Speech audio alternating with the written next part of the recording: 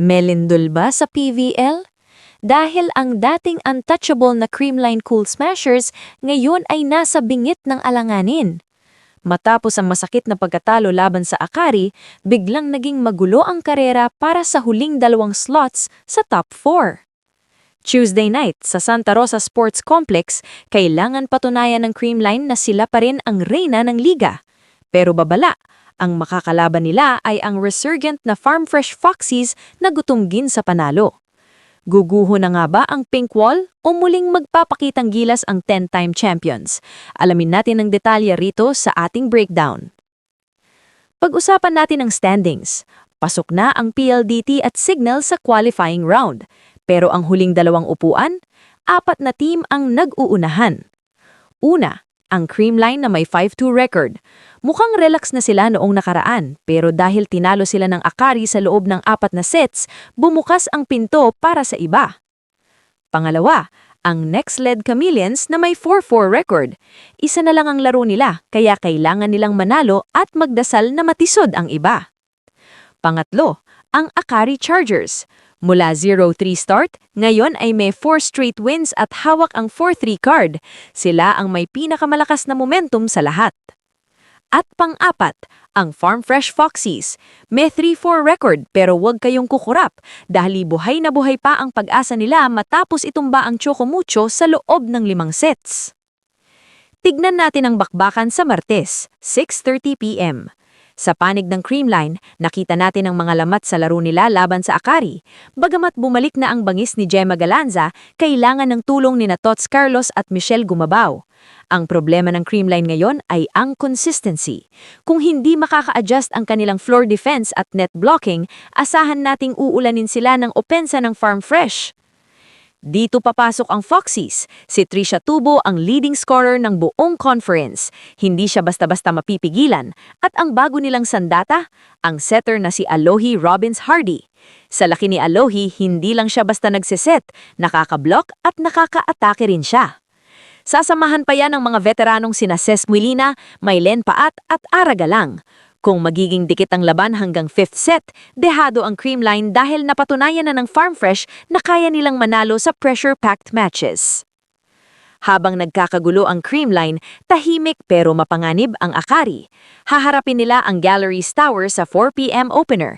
Halos sigurado ang panalo rito para sa Chargers. Bakit ba sila biglang lumakas?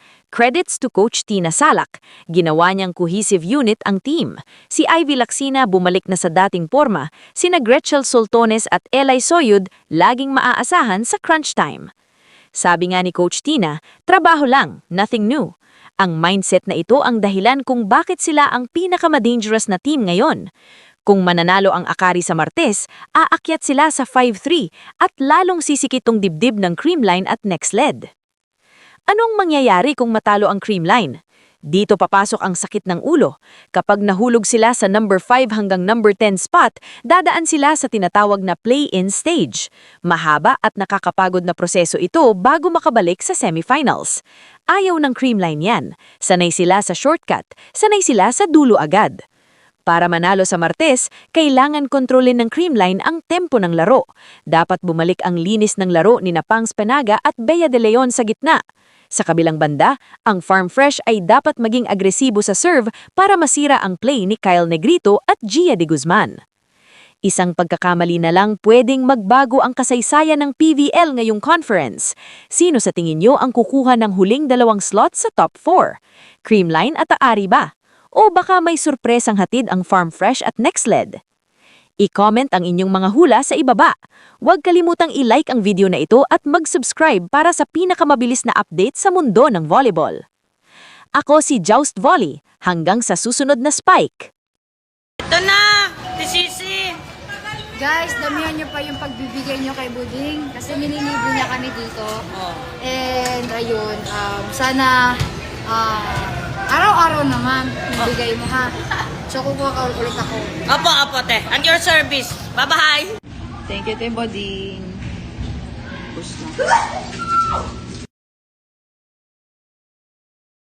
Ayan si Buding. Bisita ka ba dito? Are you ready for your mission? Friendship over ka na.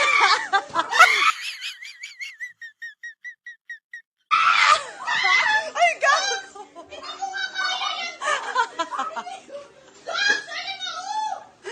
Asan? Dapat yun doon.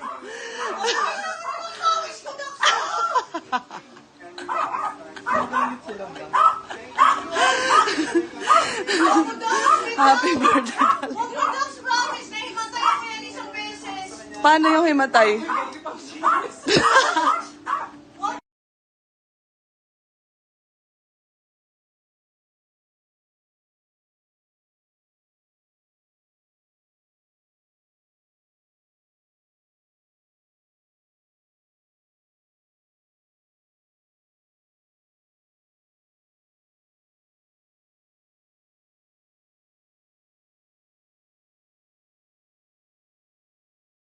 Dito ka lang.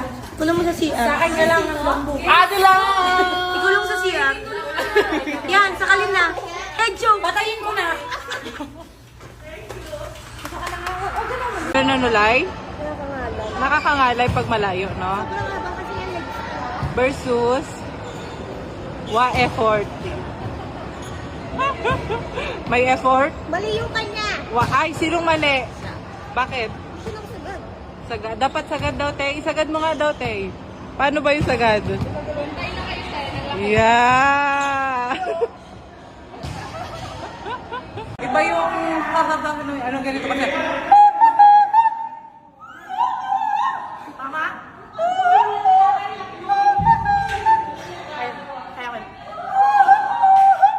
Kaya isa ka pang ginawa kanina eh.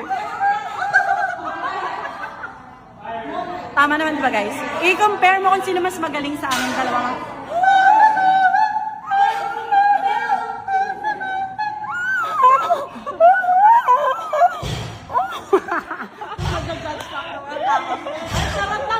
Bababae na si Ethan. Baba na Ethan!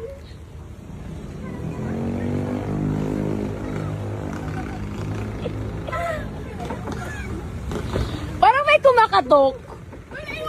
May naiwan? Parang may kumakatok dyan.